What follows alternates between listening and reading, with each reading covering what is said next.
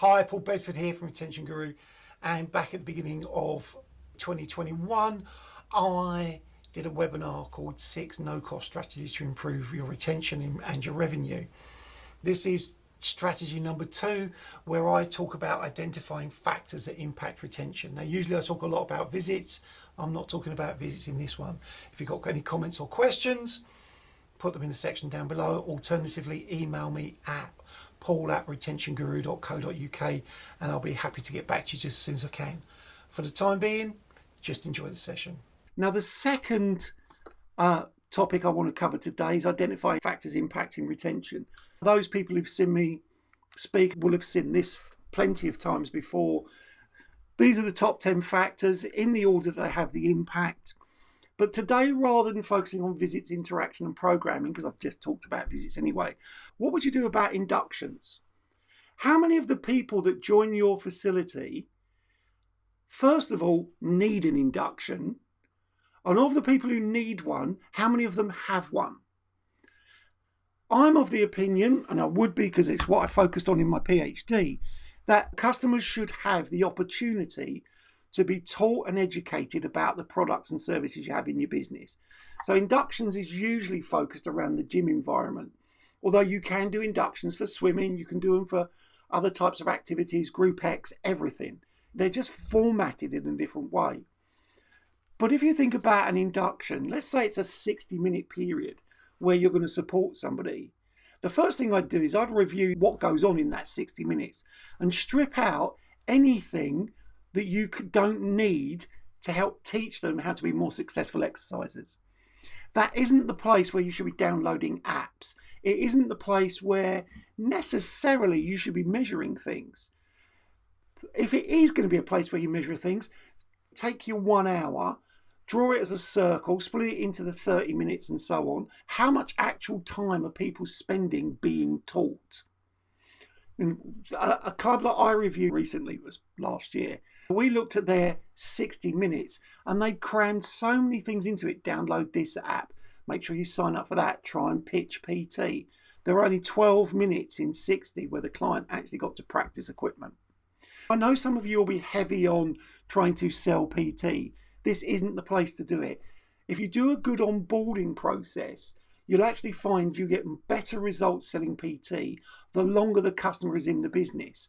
Again, the one that I gave the example at the beginning, the one with the 4.7 million EBITDA, we took away point of sale, heavy point of sale personal training.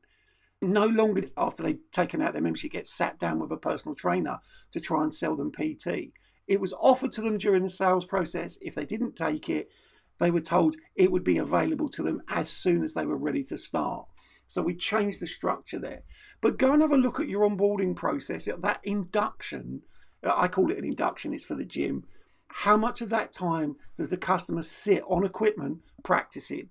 How much of it does the staff spend talking about the science of exercise, the benefits of program, what's your sleep pattern? Use that period to build their confidence and their competence in the ability to exercise and feel confident in that exercise. Build their skill.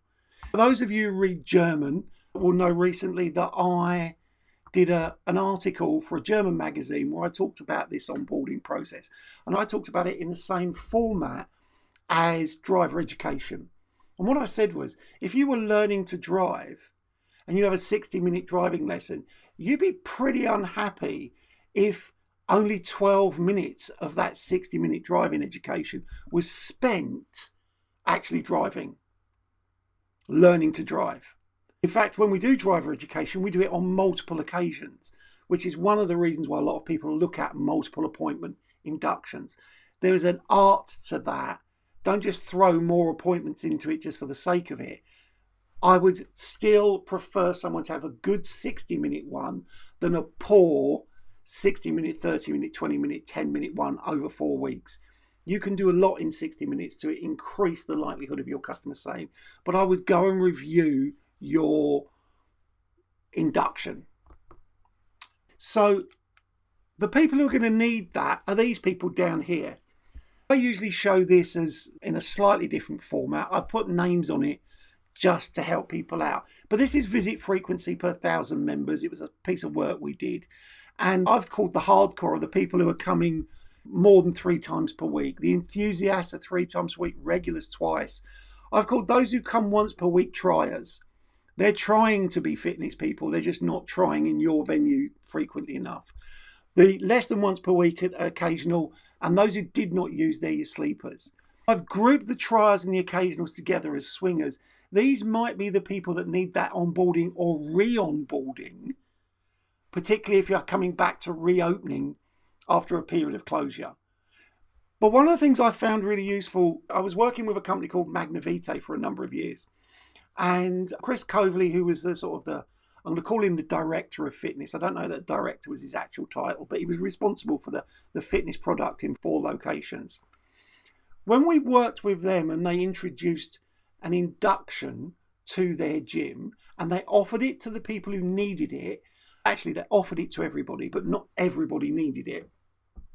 When they offered it to the people who needed it and those people took it up, when we tracked the numbers on that, what we found was each month they were doing more second follow-ups and third follow-ups, and the number of sessions they were having to do just kept growing and growing and growing, because people, once they realized they were getting value from the onboarding process, this induction process, they moved very quickly from that group which is occasionals to triers and triers to regulars, because they could see the benefit of following a program. It's not always that fashionable at the moment to be saying to people, here's an exercise program to follow, here's an exercise program to follow.